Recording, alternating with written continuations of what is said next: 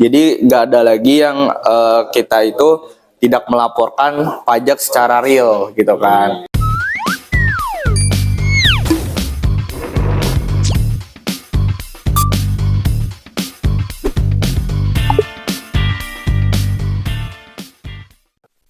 Halo, balik lagi di channel Rama Firman Syahputra. Oke, pada segmen kali ini di segmen konsultan undercover, nih kita mau tanya-tanya nih sama orang yang ahli lah di bidang akuntansi, pajak, pembuatan IPO atau bantu perusahaan IPO sama audit internal. Oke, langsung aja perkenalkan. Ya, terima kasih sebelumnya Mas Rama. Wah, sangat positif sekali ya.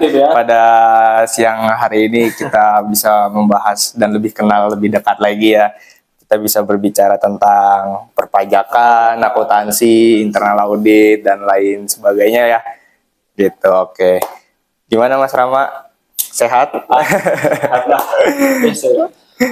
Oh iya nih, ngobrol-ngobrol nih terkait katanya nih ada penyesuaian sistem NPWP ya? Iya, betul.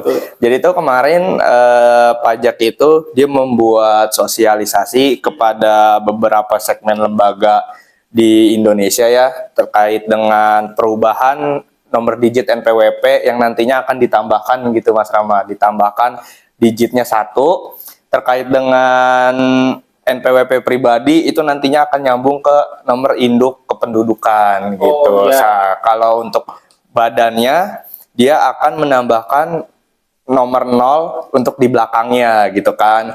Jadi NPWP-nya itu semuanya 16 digit dan tidak ada lagi namanya NPWP cabang. Jadi nanti terpusat dan ada namanya NITKU. Nomor induk tenaga kerja usaha. Jadi nanti ketika NPWP si pusat itu dia 16 digit, nah kode belakangnya itu dia bisa misal NPWP terpusatnya itu 16 digit, belakangnya itu ada kode berapa sih dia mau punya cabangnya gitu loh. Nanti akan seperti itulah. Nah, untuk sekarang pajak itu masih bersosialisasi untuk menjelaskan secara dasarnya dulu gitu. Sebelum kita lanjut lebih dalam terkait materi ini, sebenarnya mau nanya dulu latar belakang pajak buat apa? Membuat aturan seperti itu apa sih? Fungsinya gitu. Fungsinya. Jadi pendapatan negara itu kan emang sebagian besar dari pajak ya Mas Rama ya. Nah, agar pendapatan negara itu terus berkembang dan untuk memudahkan para wajib pajak itu untuk melaporkan dan memperhitungkan hartanya dan si bagian pajak itu bisa memonitoring lah sebagian dari income-nya, cost-nya gitu kan, liability-nya, equity-nya, terus profilnya gitu kan. Nah, maka dari itu dibuatlah skema NPWP itu 16 digit dan NPWP pribadi itu menjadi NIK gitu. Jadi agar semuanya itu terintegrasi lah. Itulah sebagai tujuan orang pajak itu. Jadi contohnya kita nomor KTP kan, pasti kan nyambung ke rekening, ya kan? Nyambung ke ya transaksi kita pasti menggunakan NPWP. Berarti kedetek dong, maksudnya harta kita di berapa sama pajak ya kan? Terus ya pendapatan kita semuanya. Jadi semua udah ini ya apa? Terintegrasi semua gitu ya. Ya, jadi kemungkinan besar emang tujuan perpajakan ke depannya itu seperti itu Mas. Jadi nggak ada lagi yang kita itu tidak melaporkan pajak secara real gitu kan. Jadi ya keseluruhannya itu tujuannya emang seperti itu. Gitu. Makanya agar pendapatan itu lebih tinggi si negara gitu kan tidak mengalami kerugian lah atau pengurangan pajak lah gitu kan. Maka dari itu mereka akan membuat terintegrasinya itu. Berarti tujuannya itu sih kalau emang dari kita pihak pribadi mungkin agak keberatan ya. Karena ya uang kita berikan ke pajak jadinya sangat besar gitu kan. Seperti itu sih paling. Oke.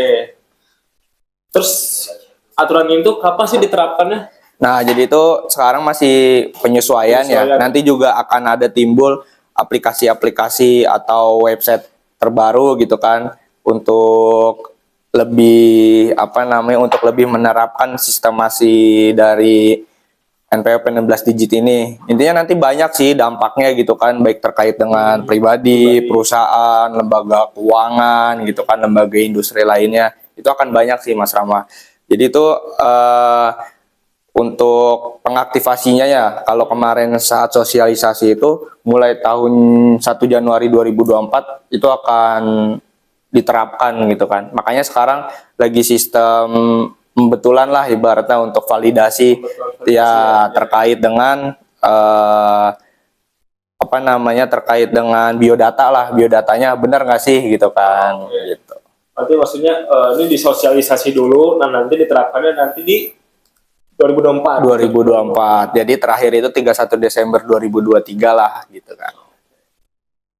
Oke, terus gimana sih mekanismenya gitu kan? Oke lah, saya kan NPWP saya masih nomornya beda ya sama KTP. Nah, gimana sih mekanismenya gitu? Nah, jadi kalau misalnya kita dulu, gitu, kalau pribadi itu kalau misalnya kita lihat, kita bisa kan buka DJP online ya, DJP online. Nah, di situ kita bisa melihat apakah nomor NIK kita sama NPWP itu sudah valid belum gitu. Kita bisa lihat statusnya gitu kan. Kalau misalnya sudah valid nggak masalah gitu kan. Kalau misalnya belum valid itu kita akan melakukan mengisikan form gitu kan, mengisahkan form ke kantor pajak. Yang saya ketahui ya selama ini ya, mungkin nanti jika teman-teman penonton ini ada komentar atau ada yang lebih simpel gitu ya, mungkin bisa dituliskan di komentar bawah ya. Nah, kalau yang saya ketahui itu dia harus memvalidasi ulang gitu kan terkait dengan nomor induk kependudukannya gitu sih Mas Rama. Jadi kalau misalnya udah secara otomatis udah terupdate di dalam DJP online dan udah benar, nah ini juga kaitannya dengan Dukcapil ya. Dukcapil. Ya, kalau terkadang kan kita kalau KTP sama KK kan terkadang suka ada perbedaan tuh. Iya. Nah, dari Dukcapil juga datanya belum sinkron nih, gitu kan, harus di pembetulan dulu. Nah, itu berarti kita harus membetulkan di Dukcapilnya dulu, Mas Rama. Gitu. Jadi emang sebenarnya dampaknya ya agak complicated, tapi emang tujuannya itu untuk memudahkan. Untuk memudahkan pajak gitu kan, melaporkan harta pribadinya kita itu secara real lah, gitu. Jadi gak ada disembunyiin lagi ya, pajak pasti tahu ujung-ujungnya. Iya, jadi emang ya gitu sih. Ada plus minusnya kalau bagi kita sendiri gitu kan. Ya kalau misalnya bagi pajaknya ya itu sangat plus sekali gitu kan. Cuman emang ya kita harus tetap belajar terus sih untuk pengupdatean masalah perpajakan ini sih. Dan kita juga harus support ya, support sama pajak ya kan. Iya. Karena fungsi pajak itu apa? Ya, kalau fungsi pajak itu kan emang buat kesejahteraan negara lah, ibaratnya gitu kan, untuk pembangunan, untuk bantuan sosial, dan lain sebagainya gitu kan. Dan sifatnya ini wajib dan memaksa ya Mas Rama ya. Kalau memaksa itu ya mau nggak mau kan, gitu. Jadi kalau misalnya nggak melakukan, ya nanti ada konsekuensinya, entah denda kah, entah kita misalnya mau kredit dan hal lain sebagainya itu nggak ada bukti potongnya dan segala macam, itu nggak bisa terrealisasi gitu. Oke.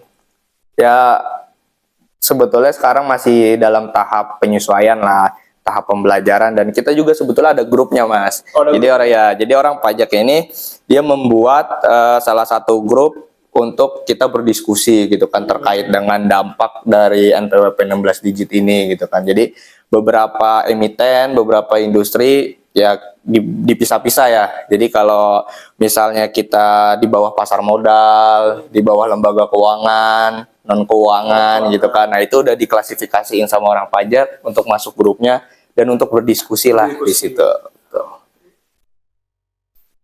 Berarti itu grupnya kalau saya nih sebagai konsultan yang nggak terikat, atau lah saya nggak terikat perusahaan manapun ya, bisa dong masuk grup itu? Atau ada syarat khusus gitu? Nah, kalau untuk syarat khususnya sih kemarin tuh karena kan saya di bawah pasar modal ya, di bawah pasar modal karena perusahaan yang IPO gitu kan. Nah, kemarin saat sosialisasi itu saya diundang gitu kan, diundang secara emiten gitu kan dari OJK, wajib mengikuti untuk sosialisasi ini. Nah, saat mengikuti sosialisasi dikasih linknya gitu sama orang pajak untuk bergabung di itu. grup WhatsApp gitu kan. Mungkin nanti kalau misalnya emiten-emiten lain ya, pihak-pihak swasta lainnya gitu kan, yang belum mengikuti sosialisasi, nah bisa juga mungkin bisa mencari informasinya gitu kan, mencari informasinya buat berdiskusi lah. Tapi kemarin tuh dalam pembicaraannya ya akan disosialisasikan ke semuanya sih Mas Rama. Semuanya Ya, ya bertahap ya. bertahap gitu kan. Jadi kan emang di Indonesia ini kan beberapa banyak industri lah gitu kan, dari lembaga keuangan, non lembaga keuangan gitu kan, BUMN, pemerintahan gitu kan, bendaharawan dan lain sebagainya gitu.